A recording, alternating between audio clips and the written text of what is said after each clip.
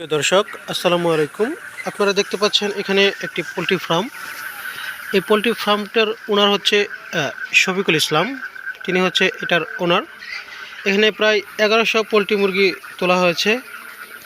তার এখানকার পরিবেশ খুবই সুন্দর এবং মুরগিগুলো খুব স্বাচ্ছন্দ্যে বেড়ে ওঠে এবং বাড়তি কোনো তাদের এখানে যে প্রয়োজনীয় পুষ্টিগুণ খাবারগুলো থাকে এর বাইরে তিনি অন্য কোনো খাবার খাওয়ায় না এবং ডাক্তারের পরামর্শে তিনি সবসময় মুরগিদের সেবা যত্ন করে থাকে। আপনারা দেখতে পাচ্ছেন এখানে অসংখ্য কিন্তু মুরগি। এটা কিন্তু বিক্রির সময় হয়ে গিয়েছে, সেটা কিন্তু এখন বিক্রি হবে কিছুদিনের মধ্যে। কিছুদিনের বলতে আজকে মনে হচ্ছে আজকে রাত্রে বিক্রি হয়ে যেতে পারে। এক একটা প্রায় 1 থেকে 1.5 কেজি না ভাই? ভাই আমি কি আপনার সাথে একটু কথা বলতে পারি? আপনি যে এই মুরগিগুলো পালন করতেছেন, আপনার এই মুরগি পালন করতে গিয়ে আপনার কি কোনো অসুবিধা বা কোনো ইয়ার সম্মুখীন হয়েছেন? না, আমার কোনো অসুবিধা হয় না ভাই। এটা আর আমার আনন্দ লাগে মুরগি পালতে গিয়ে। যদি কখনো সময় অসুবিধার সম্মুখীন হয়েছেন তখন কি মানে কার শরণাপন্ন হয়েছেন, ডাক্তার বা অন্য কোনো কীভাবে কী করতেন? মুরগির জন্য হ্যাঁ, দেখা গেছে প্রথম দিকে আমরা পালি তখন কিছু সময় আমাদের ডাক্তারের পরামর্শ নিন লাগছে।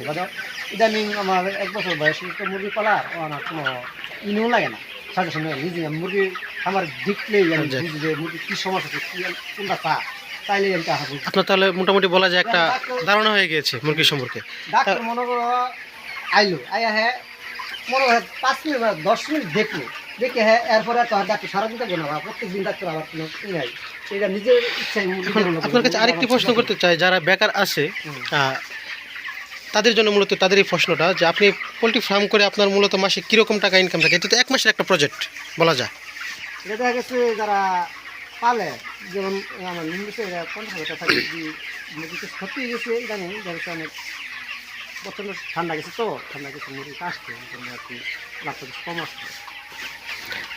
এমনি তো মোটামুটি লাভ আছে যদি কেউ করতে পারে ঠিকঠাক মতো। একেবারে মুরগি না মরে, মুরগি গাছ নেই। তাহলে যুবক ভাইদের জন্য একটা লাভবান প্রজেক্ট হতে পারে কিছুদিনের মধ্যে যদি কেউ করতে চায় আর কি। মানুষের খুদাই চাকরি দেখতে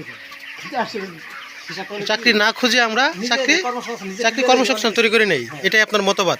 সো এই মতবাদকে সামনে রেখে কিন্তু আমাদের এই শফিকুল ইসলাম ভাই তিনি চাকরি করে তার 20-25 লক্ষ টাকা এখানে জমা দিতে হয়।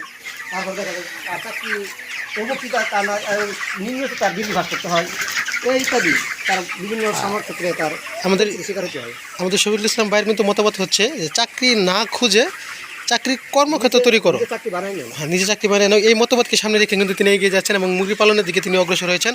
আশা করি তিনি তার এই ব্যবসাকে আর ভবিষ্যতে দীর্ঘ থেকে দীর্ঘায়িত করবে, এই তার শুভকামনা জানি এবং তার উজ্জ্বল ভবিষ্যৎ কামনা করে আজকের মতো আমরা এখানে শেষ করছি।